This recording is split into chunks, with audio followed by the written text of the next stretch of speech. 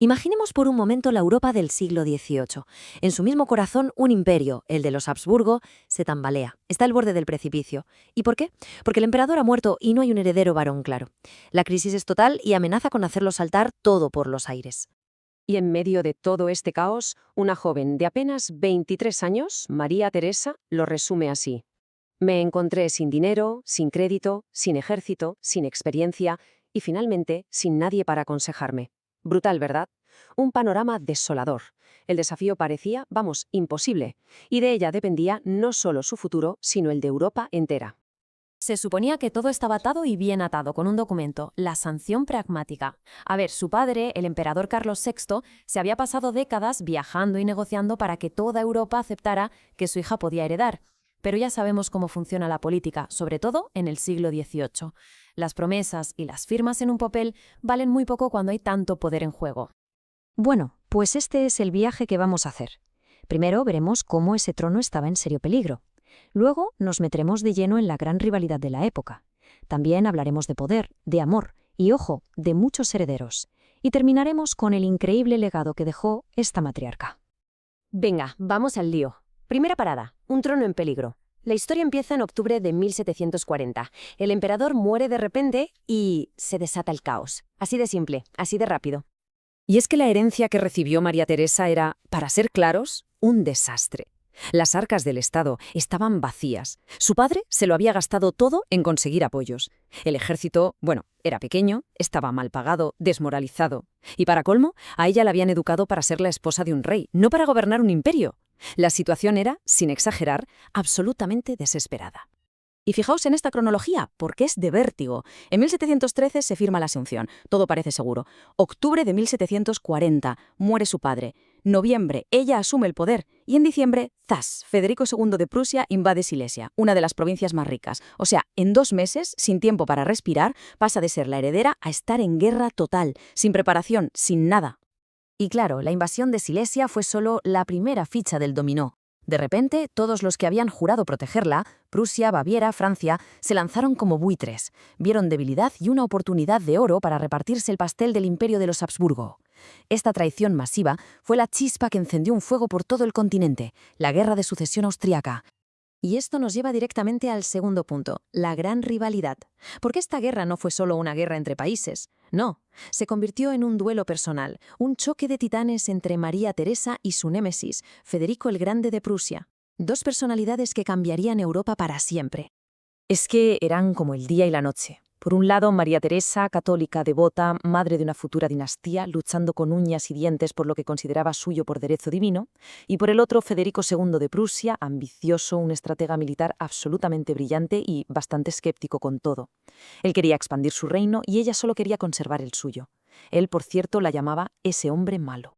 El conflicto por Silesia duró más de 20 años y se puede resumir en 3 grandes guerras. Y la historia, la verdad, es bastante tozuda. En la primera, del 40 al 42, Austria pierde. En la segunda, del 44 al 45, Federico vuelve a ganar. Y en la tercera, que ya es parte de la Guerra de los 7 años, pues lo mismo.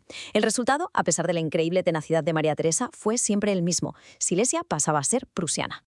Pero ojo, aquí está la clave de todo. Sí, perdió Silesia, y fue una pérdida muy dolorosa y económicamente terrible, pero ganó la guerra más importante de todas, la guerra por la supervivencia. Demostró a toda Europa que los Habsburgo no eran un gigante con pies de barro, habían sobrevivido, y eso, en aquel momento, era una victoria inmensa. Pero la guerra no se luchaba solo con cañones y soldados. Había otro campo de batalla igual o más importante, el palacio. Y ahí las armas eran otras, el matrimonio, la política de alianzas y, sobre todo, los herederos. Y aquí llega un dato que es sencillamente alucinante. 16. Tuvo 16 hijos con su marido, Francisco I. 16. Esto nos da una idea clarísima de lo central que era la familia para ella, tanto a nivel personal como estratégico. De hecho, hay una frase suya que es genial. Dijo que si no hubiera estado casi siempre embarazada, habría ido ella misma a la guerra. Y la relación con su marido, Francisco I, era compleja. Por un lado, un matrimonio por amor, algo raro en la realeza de la época. Estaba profundamente enamorada, era posesiva, pero él era un mujeriego y ella lo sabía. Sin embargo, a nivel político no había duda. Él era el emperador, sí, pero la que mandaba, la que tenía la autoridad real, era ella. Y usó a sus hijos como peones en un juego dinástico. siempre por el bien del Estado.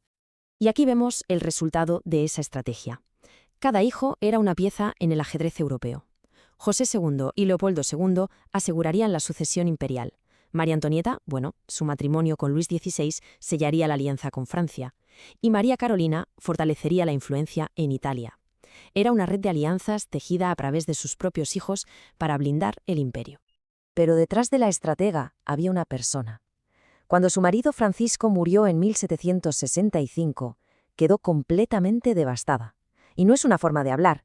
Se cortó el pelo, vistió de luto riguroso el resto de su vida, se quitó todas las joyas, cubrió sus habitaciones de negro. Su dolor fue real, profundo y duradero. Esto nos muestra a la mujer detrás de la emperatriz. Y con el trono ya asegurado, llegamos a su gran legado. ¿Qué hizo María Teresa con el poder? Pues se dedicó a forjar un Estado moderno. La pérdida de Silesia le dolió, pero también le enseñó una lección. O Austria se modernizaba o no sobreviviría a la próxima crisis. Y vaya si se puso a reformar. Tocó absolutamente todo. Reorganizó el ejército de arriba abajo, centralizó la burocracia para que fuera más eficiente. Y aquí viene una bomba para la época. Hizo que los nobles pagaran impuestos por primera vez.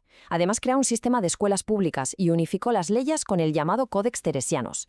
No fue solo una reina de guerra, fue una constructora de Estado en toda regla. Pero claro, no todo fue modernidad y progreso. Hay que hablar de las sombras de su reinado. Su profundo catolicismo la llevó a ser muy intolerante en lo religioso. Expulsó a los judíos de Praga y persiguió a los protestantes. Los veía como una amenaza para la unidad del Estado. Es una parte de su legado sin duda más oscura y que refleja las contradicciones de su tiempo y de su propia personalidad. Entonces, para resumir, ¿cuál es el balance final? Pues que María Teresa cogió un imperio al borde del colapso. Lo defendió, lo modernizó y aseguró su futuro para generaciones. La joven sin experiencia se convirtió por méritos propios en una de las gobernantes más formidables de su tiempo. Y nos queda una pregunta en el aire. Gobernante, esposa, madre de 16 hijos. ¿Es posible dominar de verdad todos esos roles a la vez? Fue reformadora y a la vez conservadora, una madre entregada y una estratega fría. Su vida es el ejemplo perfecto de ese eterno dilema de cómo equilibrar las responsabilidades cuando éstas son simplemente inmensas.